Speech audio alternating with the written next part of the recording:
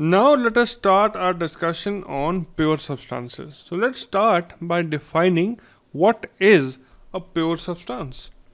Now, by definition, a substance that has a fixed chemical composition throughout is called a pure substance. So let me write it down. So a substance with a fixed chemical composition throughout. Okay. Now for examples, if you take an example of such a substance, then you can have water, nitrogen, helium, okay, carbon dioxide. So these are some examples of pure substances which have a fixed chemical composition throughout its you can say structure. Now there is something that you need to understand, that a pure substance does not need to be of a single chemical element or compound. Okay. However, of various chemical elements or compounds also qualifies as a pure substance as long as the mixture is homogeneous. So this is a very interesting line that you should understand, that a pure substance does not necessarily mean that you need to have some substance which is a single element substance, or or you can say a simple compound like helium. Now helium is a single element, so therefore it qualifies to be a pure substance. Or a compound like CO2, therefore it qualifies to be a you can say a pure substance. But for example, hypothetically speaking, what if you combine H2O and helium? Now when you combine these two, you get a mixture. Now as long as the mixture is homogeneous, okay, this mixture also qualifies to be a pure substance. Okay, let's take one more example.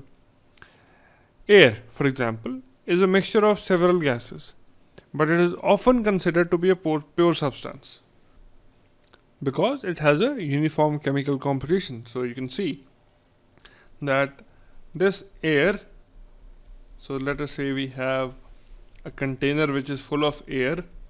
So in this container you have a mixture of all gases, or you can say a mixture of several gases which we call air. So this is a pure substance because the chemical composition is fixed throughout, or the homogeneity is there. Okay. However, if you take a mixture of oil and water, okay, if you mix oil and you mix water, now this is not a pure substance. This is not a pure substance. Now why is it not a pure substance? Because oil is not soluble in water. It will collect on top of the water, forming two chemically dissimilar regions. Alright, so this is why we need to have a completely miscible mixture, or you can say two completely miscible substances or two completely miscible compounds to create a mixture which is homogeneous. Okay. Now if you talk about the mixture of two or more phases of a pure substance, right, let us say water. Now water has two phases.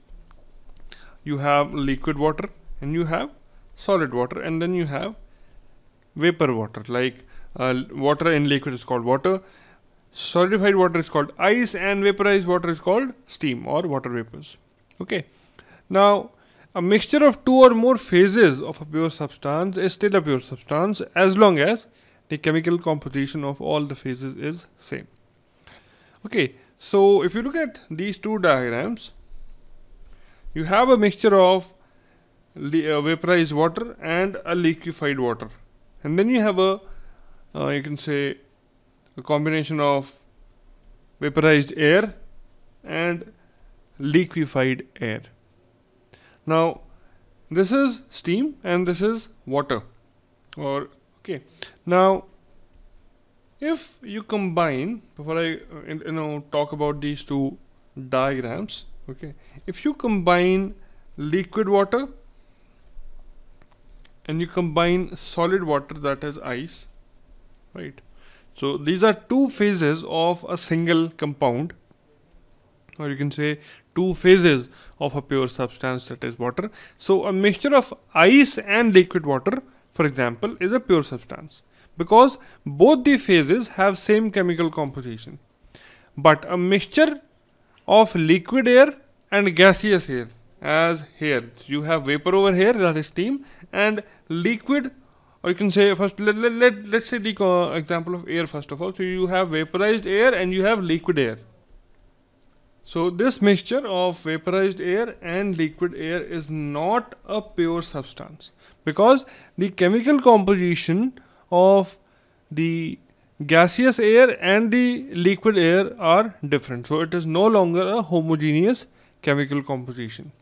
Okay, now why is this? So why is the chemical composition of vaporized air different from the chemical composition of liquid air? Because there are different components in air and they condense at different temperatures at a specified pressure. So the vaporized air will have different components, the liquefied air will have different components which have been condensed into the liquid form. So that is why this is not a pure substance. So now I think we have understood that what are the conditions and what is the basic definition of being called a pure substance. So let us just revise it in a nutshell, that a pure substance is that substance which has a fixed chemical composition. You can have a single element or you can have a combination of element called compounds, right? So the mixtures also are called pure substances as long as the mixtures have a homogeneous chemical composition.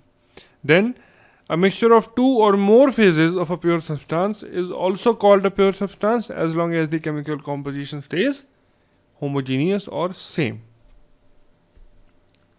So I hope that you got an idea of what are pure substances and how can you define and what are the conditions of a substance being called a pure substance. Now, after this video, let's go on to the next topic and talk about the phase change processes of pure substances.